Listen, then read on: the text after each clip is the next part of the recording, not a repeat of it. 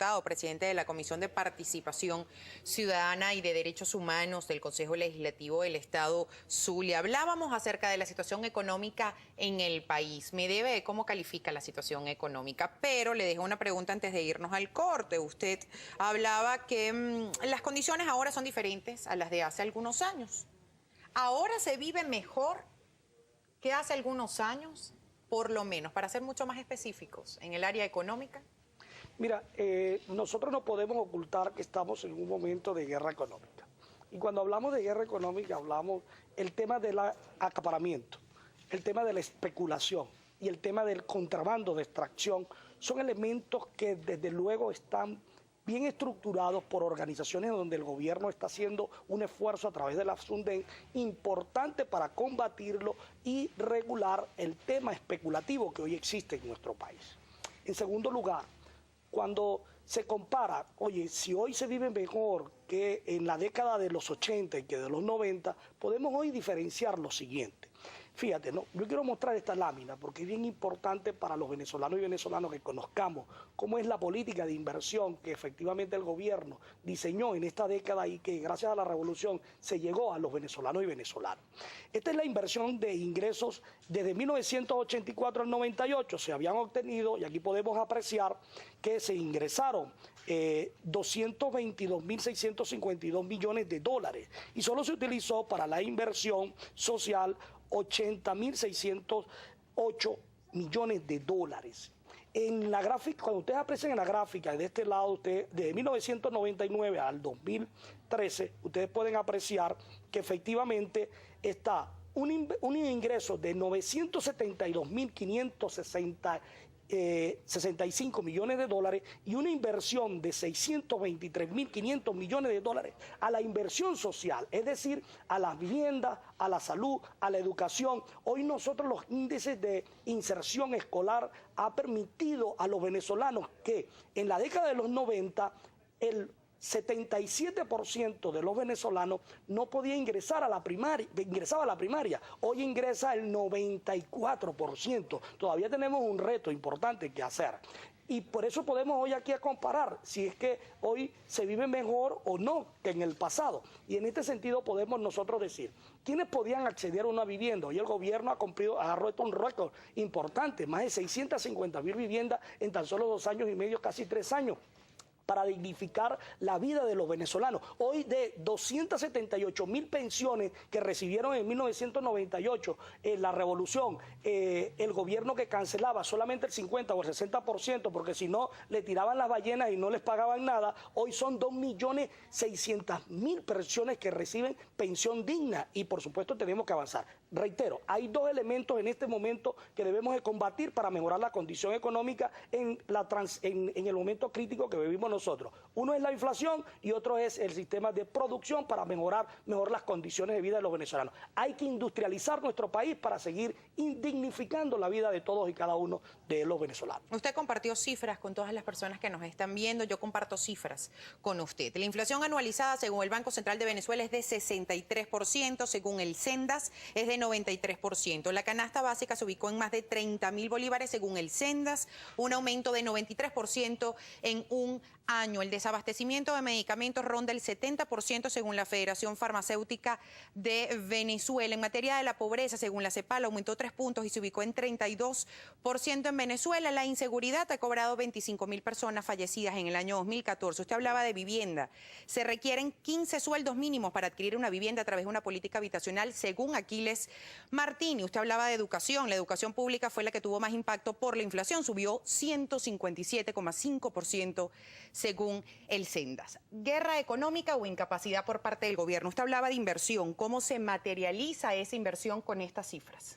Mira, es guerra económica, indudablemente. Nosotros tenemos que entender que estos mecanismos deben de mejorarse cuando pongamos todos el esfuerzo, los venezolanos y venezolanos, en no estar acaparando, en no estar especulando, en no estar haciendo el contrabando de extracción, que efectivamente existen hoy en nuestra realidad. Desde luego hay un elemento que yo reitero aquí, y por cierto, ayer la ministra de Salud estuvo en una reunión con varios importadores y productores de medicamentos que permite poder integrar y engranar lo que tiene que ver con el tema de los medicamentos, que es muy importante y que genera mucha preocupación en las familias venezolanas. Y en este sentido, hoy podemos decir que debemos de profundizar y avanzar y garantizar, como en efecto así lo ha dicho la ministra, las divisas necesarias para las importaciones en relación con eso. Pero más allá de las importaciones, lo que tiene hoy que verse, porque cuando se habla, y yo hemos escuchado alguna vocería de la oposición diciendo que este sistema económico fracasó. Nosotros les decimos, y yo quiero aquí decirle al pueblo venezolano, este sistema económico realmente fracasó. Oigan bien, este sistema económico realmente fracasó. ¿Saben cuál? ¿Cuál sistema económico? El sistema rentista, capitalista, salvaje que cumplió el año pasado 100 años. Es decir, nosotros tenemos que diversificar nuestro aparato productivo, industrializarlo. Es decir, no podemos seguir siendo monopolistas o monopolizando la economía venezolana. Es decir, vivir solamente de la renta petrolera. ¿Qué es lo que eso es lo que está pasando ahorita. Y eso es lo que está pasando y transcurrió durante 100 años. Es decir, nunca tuvimos una planificación para poder industrializar el país y se comenzó a propósito de la revolución a los efectos de poder diversificar lo que es nuestra economía en lo agrario, en lo pecuario, en lo industrial, es decir, todo un esfuerzo que tenemos que hacer. De tal manera que cuando ellos afirman que nuestro sistema económico fracasó, apenas está comenzando, porque estamos construyendo el nuevo modelo económico socialista para poder llegar a los venezolanos y venezolanos dignamente la distribución de la riqueza de los venezolanos. Nosotros tenemos participación del público, diputado, y Gabriel López ya está listo. Efectivamente, Carolina, diputado, un gusto tenerlo con nosotros.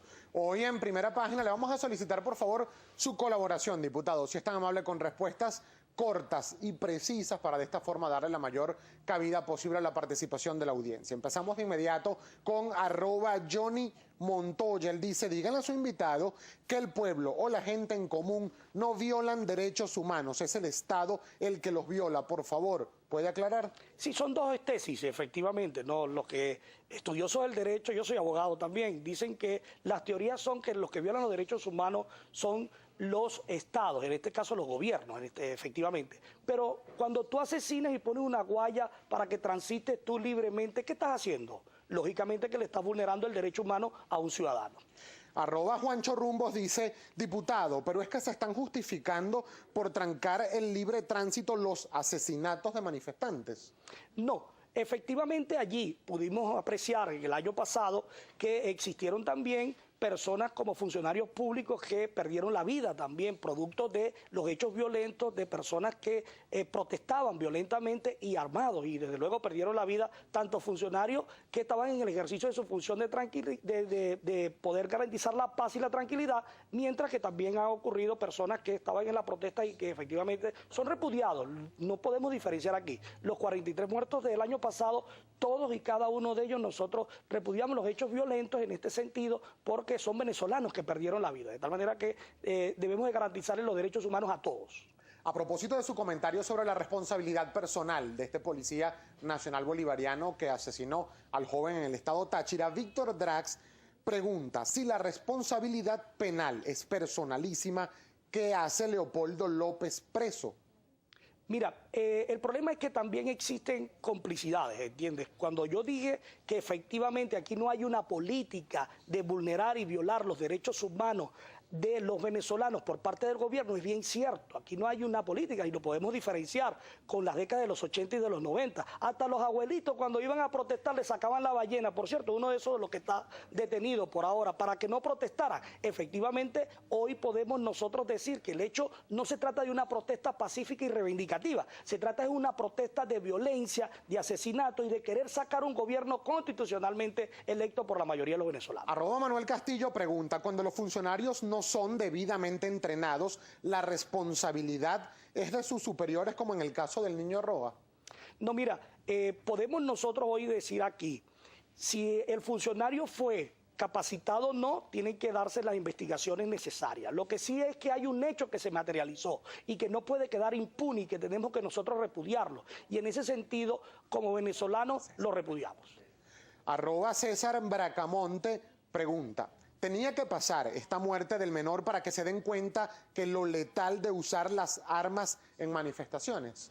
No, Mira, efectivamente, como lo dije en mi intervención anterior, constitucionalmente, en el artículo 55 de la Constitución, primero el Estado tiene que darle la garantía de la seguridad a todos y cada uno de los ciudadanos, pero en ese mismo artículo le permite el uso de las armas tóxicas y el uso de las armas a los efectos de poder, por la necesidad de controlar. No quiere decir que la vaya a utilizar contra el pueblo, no. Lo que quiere es poner el control, la paz y la tranquilidad, que es lo que le corresponde a los órganos de seguridad. Simón Velázquez dice, ¿dónde están los derechos humanos de los 43 causado por el llamado a la salida hecho por la oposición radical? Fíjate, no, organizaciones internacionales no se han pronunciado en relación con este tema y nosotros le pedimos que igualmente se pronuncie porque hay 43 familias, 43 venezolanos que perdieron la vida, más 875 heridos que también quedaron afectados, más las pérdidas económicas y materiales en el caso de lo que ocurrió en el Ministerio de Hábitat, que habían niños escuchando clases y tiraron bombas. Es decir, esos hechos irregulares no pueden quedar impunes y por eso es que algunos de ellos están bajo los órganos jurisdiccionales para que exista justicia en Venezuela. Por razones de tiempo, una última pregunta que nos llega a través de nuestra cuenta en Twitter, @primera página, la hace Alicia Guillén. Dice, dígame si está en la Constitución el uso de armas, ¿para qué la resolución? Por supuesto que dentro del marco de la Constitución, la pirámide kersiana es la norma suprema y de ahí se derivan las leyes orgánicas, las leyes, las resoluciones. Si no está dentro del marco de la Constitución, no puede aplicarse entonces este mecanismo de leyes o de resoluciones que pueda dictar cualquier gobierno. Se nos acabó el tiempo, señor Labrador. Una pregunta muy corta. ¿Qué se requiere para que nosotros avancemos como sociedad, como venezolanos, a un mejor país? Una respuesta muy puntual. Mira, rápidamente nosotros necesitamos incrementar y diversificar lo que es la economía venezolana, la producción venezolana. Nosotros necesitamos industrializar nuestro país. No podemos seguir otorgando divisas para importar. Tenemos que producir aquí. Necesitamos empresarios nacionalistas que existen, pero que la gran mayoría se aboque a producir en el país. Y que desde luego exista la integración que nos permita avanzar en un país mejor, para que todos y cada uno de nosotros podamos tener una Venezuela